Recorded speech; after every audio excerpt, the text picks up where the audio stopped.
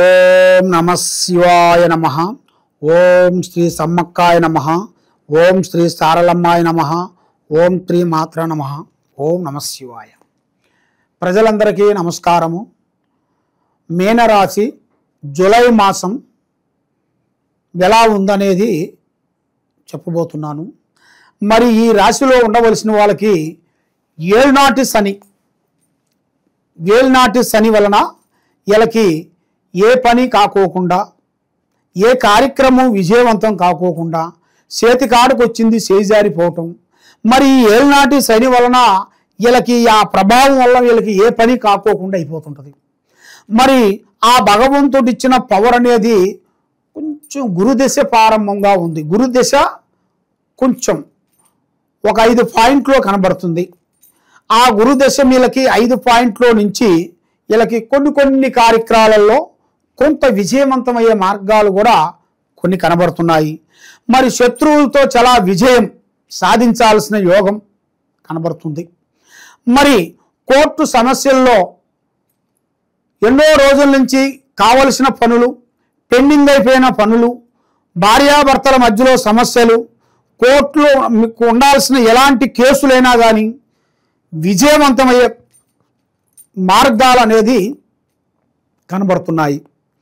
మరి ఉద్యోగ ప్రయత్నాల ఆలోచన చేస్తున్నారు కాబట్టి ఈ నెల 9వ తారీఖు నుంచి ప్రారంభం చేయాలి. 9వ తారీఖు నుంచి కొన్ని కార్యక్రమాలకి అభివృద్ధిగా వచ్చే మార్గాలు కొన్ని ఉన్నాయి. మరి ప్రమోషన్, ఉద్యోగం చేసే వాళ్ళందరికీ ప్రమోషన్లో కొంచెం ఇంప్రూవ్మెంటు, డెవలప్మెంటు, దాంట్లో కొంచెం సాధించాల్సిన యోగం కూడా చాలా వరకు కనబడుతుంది. మరి కుటుంబ సంబంధాలలో కూడా కొంత ఇబ్బందులు కొన్ని తగలనట్టుగా పోతున్నాయి. కొంతమంది అపార్థం చేసుకున్న వాళ్ళు కూడా తొలగిపోయే టైం వచ్చింది. మిమ్మల్ని ఎవరు మిస్అండర్స్టాండింగ్ చేసుకుంటారో మళ్ళీ వాళ్ళే మిమ్మల్ని అర్థం చేసుకుంటారు. మళ్ళీ మీరు అంతా కలిసిమెలిసి కుటుంబ సభ్యులు అందరూ కలిసి ఒక స్థాయిగా ఉండాల్సిన యోగం అనేది కనబడుతుంది. మరి వ్యాపారస్తులకి మంచి అవకాశాలు కూడా ఈ 9వ నెల దాటిన కానించి కొన్ని పనులు పూర్తి చేయాలి. మరి అవసరానికి మిమ్మల్ని వాడుకొని వదిలేసే వాళ్ళు ఎక్కువగా కనబడుతున్నారు. కాబట్టి మీ అవసరాన్ని బట్టి చాలా జాగ్రత్తలను మీరు పాటించాలి. ఎవరు పడితే వాళ్ళని నమ్మి ఎక్కడికంటే అక్కడికి వెళ్ళి వాళ్ళ పని మీ పని అనుకొని చేసి మిమ్మల్ని చాలా వరకు ఇబ్బంది పాలు చేసి మిమ్మల్ని అల్లరి పాలు చేసే వాళ్ళు కూడా కొంతమంది ఉన్నారు. దాంట్లో చాలా వరకు జాగ్రత్త పడాల్సిన యోగం అనేది ఉంది. కాబట్టి భూమిలో బంగారం దొరికే అదృష్ట యోగం అనేది రాబోతుంది. మరి మీ జాతక యోగంలో చూసుకుంటే ఎన్నో రోజుల నుంచి రావలసిన పనులు ఆగిపోయినాయి కూడా ఆ భూమిలో బంగారం దొరికిన కానించి మీ అదృష్ట యోగం అనేది రాబోతుంది. ఒక పెద్ద స్థాయిగా ఎదగాల్సిన యోగం అనేది రాబోతుంది. కాబట్టి మీ మీద ఉండాల్సిన ఈ ఏళ్నాటి శని ప్రభావం వలన మీకు ఈ విధంగా నడుస్తుంది. కాబట్టి మీరు చేయాల్సిన పూజా బలం, దైవ బలం, దేనికైనా తొక్కితే రాయి మొక్కితే దేవుడు, నమ్మకంతోనే ఏదైనా అవుతుంది. నమ్మకం లేనిది భగవంతుడు వచ్చి చెప్పినా కూడా మీరు చెవిలో పెట్టే మార్గాల్లో లేరు. కానీ భగవంతుడు అంటే మీకు మంచి అభిమానం, భగవంతుడు అంటే మీకు ఒక నమ్మకం అది అనేది ఉంది. ఆ నమ్మకంతోనే మీకు కొన్ని పనులు, కొన్ని కార్యక్రమాలు అభివృద్ధిగా కావాల్సిన యోగాలు కూడా కొన్ని కనబడుతున్నాయి.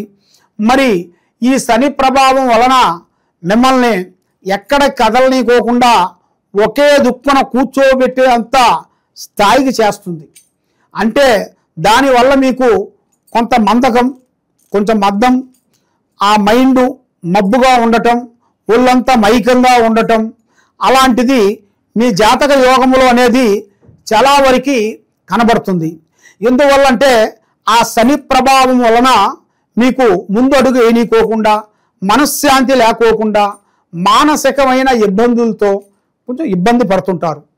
కాబట్టి మీరు ఎక్కువగా యోగం చేయాలి, యోగా ఎక్సర్సైజ్ చేయాలి, బాగా రన్నింగ్ చేయాలి, అది చేసిన దానివల్ల మీకు కష్టం అనేది మీకు అర్థమవుతుంటుంది.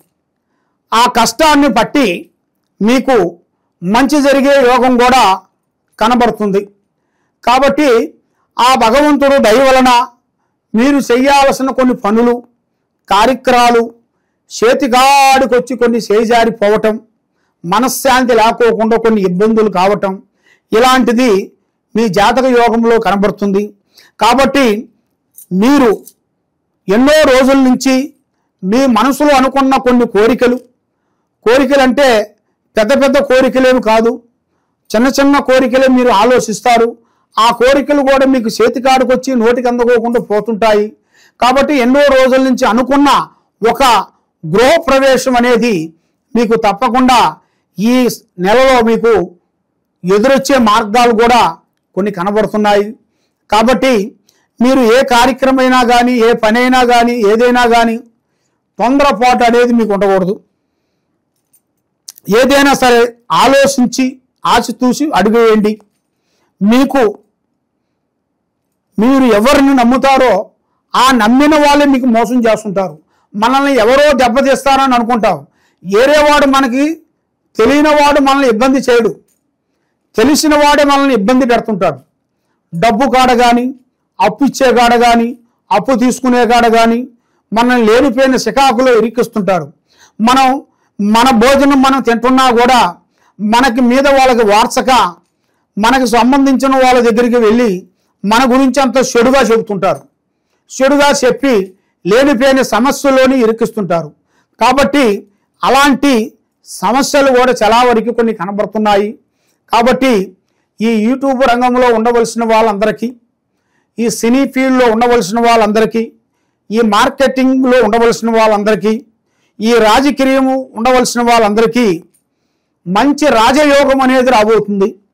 మరి వీళ్ళు ఎన్నో రోజుల నుంచి అనుకున్న కోరికలు, వీళ్ళు ఎన్నో రోజుల నుంచి పడ్డ కృషి ఫలించే టైం, ఆ అదృష్టం కలిసి వచ్చే యోగం ఉంటే నడిచి వచ్చే బిడ్డ పుడుతుంది అంటారు పెద్దవాళ్ళు.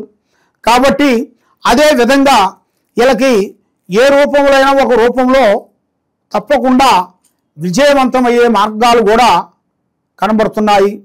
మరి ఈ శని ప్రభావం వలన వీళ్ళు ఏం చేస్తే బాగుంటుందా అని చాలామందికి చాలా సందేహాలు చాలా ఉన్నాయి. మరి మీరు చేయాల్సింది దైవ పారార్థన అనేది శనేశ్వరుడు పారార్థన చేయాలి. శనేశ్వరుడు గుడికి వెళ్ళి 9 ప్రదర్శనలు చేయాలి. 9 ప్రదర్శనలు చేసిన తర్వాత మీరు ఏరే గుడికి వెళ్ళొద్దండి. కాలు కడుక్కొని మీరు ఇంటికి వెళ్ళిపోవాలి. మీరు అక్కడ దేవుడు దర్శనం చేసేసిన తర్వాత అక్కడ కాలు కడుక్కోకుండా కొంతమంది ఏరే గుళ్ళకి వెళ్ళిపోతుంటారు. కాబట్టి తప్పుకు 2 తప్పులు చేసినట్టుగా ఉంటుంది. అలాగ మీరు తెలిసి తప్పు చేయొద్దండి.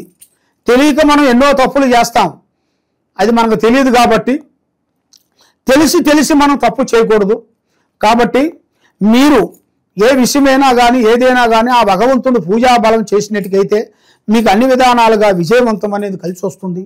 కాబట్టి మీరు శనివారం 9 శనివారాలు నవగ్రహ గుడికి వెళ్ళేసి నవగ్రహ చుట్టూ తిరిగి శనేశ్వరుడు పారార్థన చేసినట్టుకైతే మీ మీద ఉండాల్సిన అష్టకష్ట దరిద్ర దోష నివారణ అనేది పోతుంది. మైండ్ బాగుంటుంది, మీరు చేసే పనులు బాగుంటాయి, లక్ష్మి నిలబడుతుంది, చేసే కార్యక్రమాలు అనేది అభివృద్ధిగా వచ్చే మార్గాలు కూడా మీ జాతక యోగంలో అనేది చాలా వరకు ఉంది. కాబట్టి మీరు ఎక్కడెక్కడో పోయి నిరాశ చెంది ఉన్నారు కాబట్టి జ్యోతిష్యం చెప్పించుకొని తప్పకుండా మమ్మల్ని సంప్రదించినట్టుగైతే మీ ఇంట్లో ఏముంది, మీ ఒంట్లో ఏముంది, ఏమేమి జరుగుతుంది, మీ కుటుంబ సమస్య ఏమిటి, ఏమేమి జరగబోతుంది అనేది మేము చూసి అమ్మవారి విషయాలన్నీ మేము చూసి మీకు చెప్పగలుగుతాం. కాబట్టి మీ ఇంటికి మీకు నరఘోష, నరదిష్టి, నరపీడ ఇలాగ ఉంది కాబట్టి, బాలగ్రహ దోషం కానీ ఉంది కాబట్టి ఆ దోషానికి ఎలాంటి ప్రాబ్లం లేకోకుండా అష్టదిగ్బంధన అమ్మవారు యంత్రాన్ని పూజా బలం చేసి ఇస్తుంటాము. గురుతాయిత పూజా బలం చేసి ఇస్తుంటాము. వనమూలికలు పూజా బలం చేసి ఇస్తుంటాము. తర్వాత రుద్రాక్ష దండ 108 రుద్రాక్ష దండ కాశీలో మంత్రప్రయోగం చేసి ఎలాంటి గ్రహాలు లేకోకుండా పూజా బలం చేసి మీకు పూజా బలం చేసి ఇస్తాము. తర్వాత అది మీరు మెల్లో వేసుకుంటే ఆ దండని మీ ఆరోగ్యము, మనశ్శాంతి, చేసే కార్యక్రమాలు, ఏ పని అనుకున్నా కూడా మీకు విజయవంతం అయ్యే మార్గాలు ఉన్నాయి. సర్వో జనా సుఖినో భవంతు. ఓం నమః శివాయ నమః.